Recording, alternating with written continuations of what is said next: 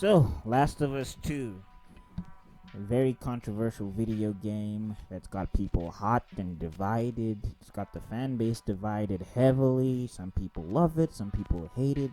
It's a masterpiece, it's a piece of trash. I guess, I'm the guy in the middle because I enjoyed this franchise a lot. I liked it a lot. And I have some thoughts on The Last of Us 2 and, the whole concept as a whole. So yeah, let's get into this. What's up, guys? It's Meister Man from Meister Geek Media, and let's talk about The Last of Us 2 story. So as far as gameplay mechanics, I think that they're pretty good. I think that the gameplay overall is very interesting, and I like what I see and all of that wonderful stuff. I thought it was pretty extensive. A lot of people are criticizing it for having gameplay similar to the first, which, if it's not broke, don't fix it. We praise Batman for that.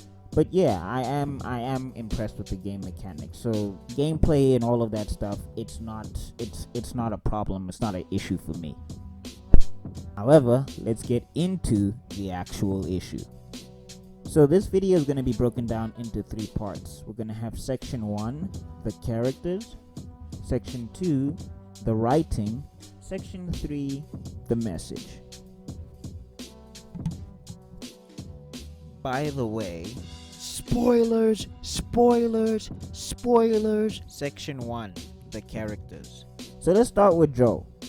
So Last of Us 1 made us travel with Joel after he lost his daughter the day of the outbreak, and the way it happened, yikes. I want to start off by saying that Joel is a good person. Yes, he is. This is indicated by him saving Abby from a horde, no question. But Joel, like most of us, is a very selfish person. Joel fiercely protects the people he loves, even if it means that they must hate him afterwards. He won't change his position. He never regrets any decisions that he's made, and he will stand by them as long as the people that he loves are alive because of those decisions. So when it's most convenient, most people will do the right thing. But the minute that the thing you love is in danger, you will fiercely protect it. This is literally Joel in a nutshell. The trauma of losing his daughter and coming to grips with his new reality once he lost his daughter, it happens to him every day. So when he meets Ellie and he goes on his adventure with Ellie, after a lot of fighting and murder,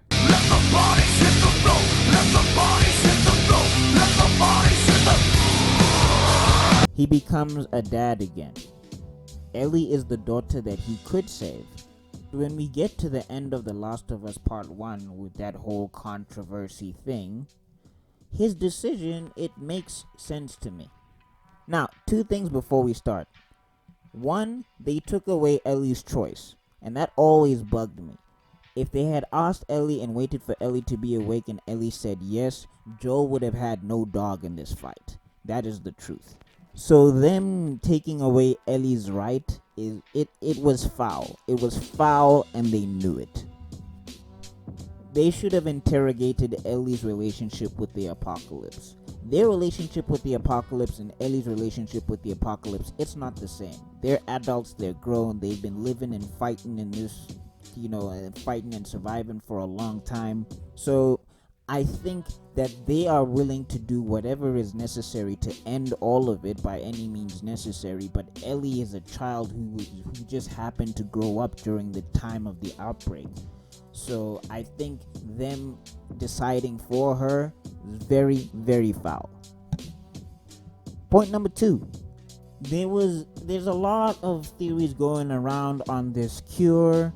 It's there, it's not there. I think MatPat did a video about how trying to cure a fungal thing by killing the host would be the dumbest way to do it. I don't know all of the science. I haven't looked into the science or whatever. It's a video game, it's video game world, there's video game logic as well. But the whole point is that the Fireflies themselves were totally unsure of if there was a cure. So for them to just be like, hey, we're just gonna chance it, and Joel must just sit there and be like, okay, they're just gonna chance it. I think that was also kind of iffy on the Firefly side. But I get the Fireflies. I understand the Fireflies. I think the biggest thing is they took away Ellie's choice. That's the biggest takeaway from here. and they took away her choice based on a very informed guess, which is not good enough for me in my opinion. If you're gonna kill a little girl to save the world, you better be 100% sure that you're doing the right thing, in my opinion. Now, again, I don't think the Fireflies are the bad guys here, but I do think that if you're a parents out there, parents watching this video, let me know in the comment section down below. Would you have been cool with sacrificing your child if it meant the possibility of ending a virus, even though they're not sure of the possibility? Because the parents that I know, they would have bust down that door and they would have swung at everybody to try and get me out of there if I was in that position. I mean, I'm not a parent myself, but I do understand that fierce need to protect your child. And Ellie, for all intensive purposes, is Joel's child, not surrogate. It's not that Ellie replaced his original daughter. It's just that they grew together so much and they were each other's rock through that whole Last of Us 1 journey. Joel would not survive without Ellie, and Ellie would not survive without Joel. You take someone's kid, they will fight you for the rest of their life. So I am sad at Joel's decision, but I'm equally sad at the Fireflies' decision. But Joel running in there and busting fools to save Ellie, then lying to Ellie about what happened, I get it. I ain't too mad at that. And for somebody who's just like, that wouldn't be me, I wouldn't do that, that wouldn't be me, you don't have kids or you're a liar. Like, that's one of the two options. Once you have kids, you will know. Like, I promise you, if you have kids and you love them to death the way Joel loves Ellie, it will be that much more of a difficult decision to make. So yeah, man, Joel, I believe he was a good person, talking about these people like they're real. Anyway, Joel was a good man in his character, and I think he made a lot of tough decisions. And at the end of the day, while he may have deserved what he got, because I mean, of course, you can't completely justify everything Joel did. You won't. I don't think the story even tries to do that. But I'm just saying, I think a lot of people were really, really touched and really hurt by the way it went down with him, and I totally get that. I understand. So let's get into Ellie. So Last of Us 2, Ellie and Joel were having a bit of a difficult relationship. Joel is a dope dad though. Like, no cap. Like, when things were normal and we didn't have infected people doing the Thriller dance without the music, Joel was an impeccable father.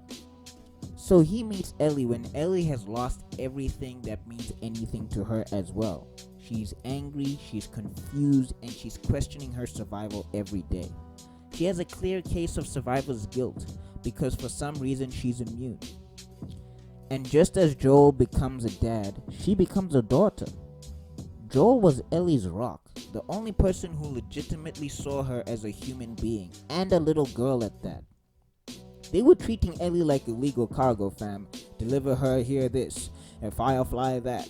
I mean, even Marlene, she comes close to that feeling that way. She comes close to that feeling and feeling that way, but she's not all the way in like Joel is. Joel makes Ellie believe she is more than just a cure. Because when Ellie was ready to make the sacrifice, she really wasn't. An impressionable 13-year-old sacrificing herself with no adult input. You have to be 18 to 21 to drink, and this girl was on a suicide mission, and Joel, her father figure, was just supposed to let it happen? Regardless, though, Ellie wanted to do that, and the guilt is doubled when Joel tells her the truth.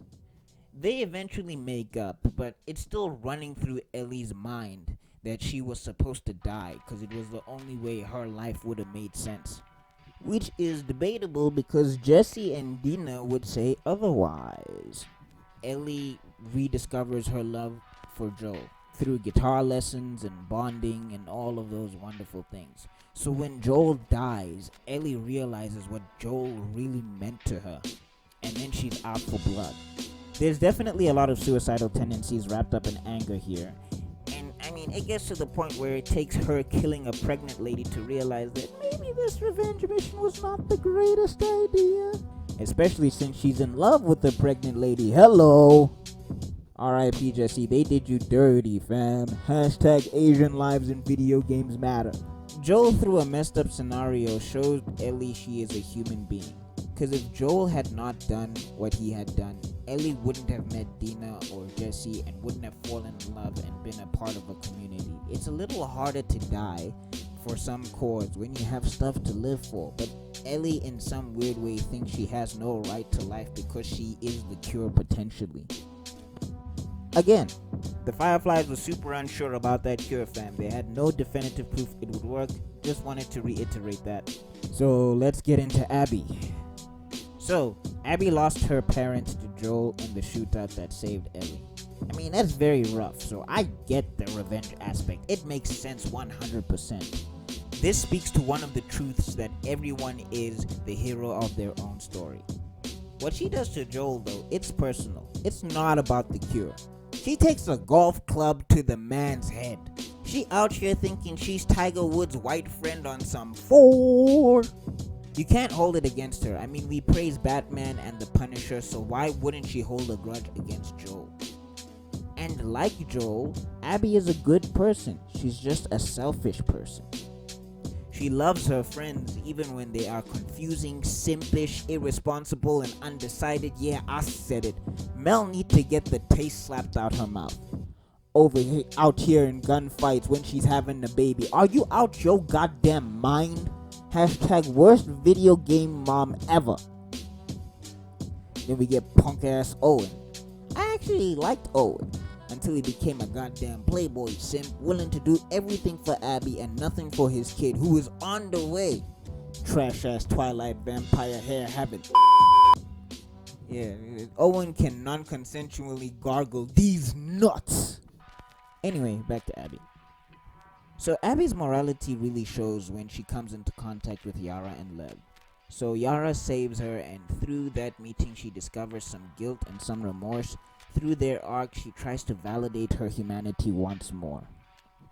Discovering how her judgment of the Scars or Seraphites is heavily misplaced and that in her own way she was a villain.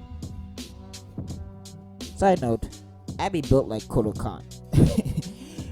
She feel like she would kick my head off my neck. Again, nothing wrong with it, but why do Abby need guns when she's got those guns? Abby out here making Ronda Rousey look like a cheerleader, bruh. Section 2. The writing. So I think this is the part where the game loses a lot of people. So I want to say that the story is not bad. I have been seeing some very unfair reviews, but I do think there are some problems. So they decide to have you play from two perspectives.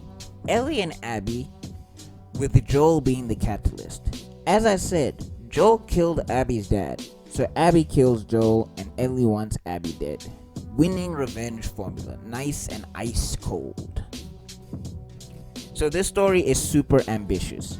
Super ambitious. I mean, killing Joel so early, then putting you in Joel's killer's shoes.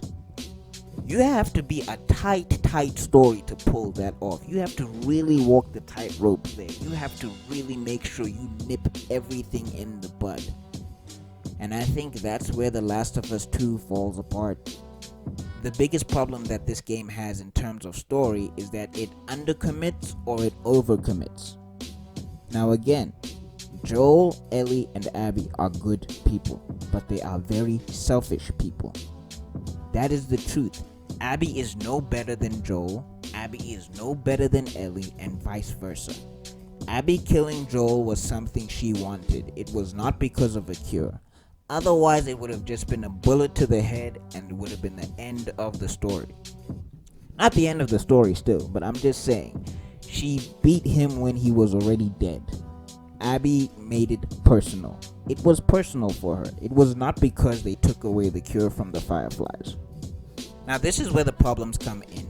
It's not just with Abby. The Last of Us 2 does this with a lot of its characters. Let's go through some examples. Tommy initially does not want Ellie to go after Abby. So much so that he jets off on his own. And then towards the end of the game, he wants Ellie to kill Abby. They had a whole exchange where they decided that Abby gets to live because they need to go back to Jackson. Then he wants Ellie to go after Abby again. I mean, the people upset over Jesse's death are trying to move past it. So even that angle, it's not explained. That change in character for Tommy is unexplained and kind of unwarranted. I'll be the one to say it, Ellie would have gotten over Joel and would have been happy, I think. It felt like extra padding, in my opinion, story-wise. It felt like they were trying to make the story longer than it needed to be. So when it gets to Abby, a lot of these story mistakes become a lot more prevalent. The story low-key tries to present Abby as a better person than Ellie, even though she's not. And I think that's where a lot of the contention comes from. Let's talk about Abby's guilt for a second. Abby's guilt is unearned, in my opinion, because she has been killing scars for a very long time. This one scar saves her once, and Abby saves them as well. Her debt was paid, so her going back feels like padding. Story-wise, I would have had one more scenario before making Abby feel guilty, because trying to make Abby feel guilty, if it is her feeling guilty about Joel's killing, was unnecessary. She bashed the man's skull in. That is as definitive "I hate you" as it gets. Then mid-story they give her and Ellie and Lev, and she turns on the wolves for Lev, killing people who took her in and trained her for a complete stranger that saved her once. Again, her position in the wolves was high, and for her to disregard that and then kill wolves shows how selfish she is. Then threatening a pregnant lady because of revenge, she doesn't get to get the moral high ground on Ellie, even if the game wants to try and do that. The story is ambitious, very ambitious, but having not so tight writing around the characters, especially a character like Abby, accentuates the dislike of this game. Then the game also subtly tries to demonize Ellie for wanting revenge for Joel when Abby killed Joel for the same reason. They give reverence to Nora's death and treat Jesse's death like an incidental. I think the game was unbalanced story-wise, and that was not smart in my opinion. Because, to be honest, Abby is new. Like, we fell in love with Joel and Ellie. So to try and make us fall in love with Abby when we have Joel and Ellie in the game, when we don't know Abby at all, I think that was a poor decision. I definitely think that trying to put it in two perspectives was a good idea in my opinion. I get that, but I think that the writing should have been way more balanced. They should have not tried to make Abby this paragon when she really wasn't. She was just as human and as selfish as Joel and Ellie, and I think some story parts missed that point. Now we get to that ending. Woof. Okay, first off, I'm gonna say Ellie letting her go makes sense. Okay? Ellie seeing that Abby has somebody that she's protecting, etc., etc. I think it makes sense, especially for Ellie's character, because, again, I want to stress, Ellie is a good person, just a selfish one. But the problem is that it feels like padding again. If Ellie was not going to commit to killing Abby, why did she go? Why did she invade that settlement? Why did she leave Dina and the baby? It's inconsistent.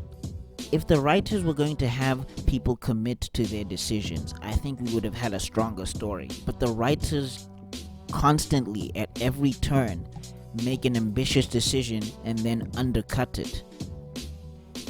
I get that they were trying to show both sides of the story, but the scales were way more tipped in Abby's favor, and that is unfair. So all in all, the story was ambitious, slightly unbalanced, and some of the writing was not as tight as it needed to be. But again, it's not terrible. There are weak points. That was long, and we're not even done with this video. Section 3, the message. People want to be good people until they're out of options. Ellie wanted to die to save the human race, but she killed a lot of people for revenge. Joel raises a child he views as a piece of cargo at one point and helps make Jackson what it is, but he killed a lot of people looking for a cure in Ellie. Abby saves a kid, but kills a lot of allies for this kid who may have also had daughters, lovers, and fathers. It's a tough world with tough decisions that make you question your humanity. And I think that is a good message. I just think the delivery needed some polishing here and there. But what do you guys think? As a fan of the franchise and as a fan of these characters, I just think that the ideas that they had were phenomenal. I just think that some of the writing was a little loose in parts, and because not all of it was strong, it kind of unraveled the story in a way. And I think that's why a lot of people are having this huge negative reaction to it.